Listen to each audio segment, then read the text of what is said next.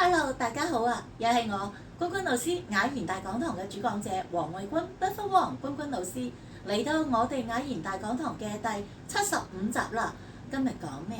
今日我哋75集又係接續之前所講嘅關於健康話題啊。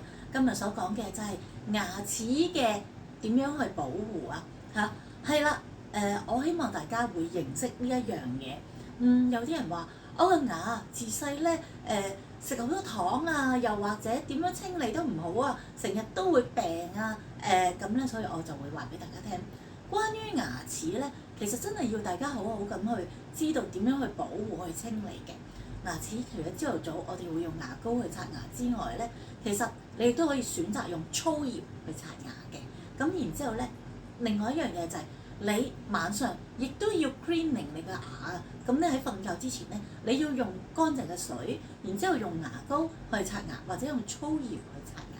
咁咧呢個可以令到你嘅牙齒更健康，甚至有啲人咧會叫你哋用牙線機啊，自己買一部洗牙線機，自動嘅洗牙線機，幫自己清潔啲牙。因為洗牙線機咧，佢又可以連啲窿窿罅罅咧，所有嘅牙齒所藏有嘅食物啊、污垢啊，佢都會 clean up 出嚟嘅。佢都會清潔到出嚟，所以咧，的確偶然咧，你的確要用牙線機去清理自己嘅牙齒，咁咧就會減少咗你經常話牙痛啊，或者要去見牙醫嘅慘況。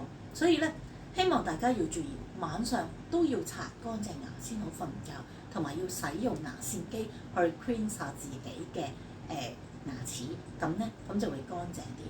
咁有人話係咪食香口膠得啊？又或者就檳榔啊嗰啲，呢啲可能係有啲太先進嘅國家或者係太古老嘅國家嘅方法。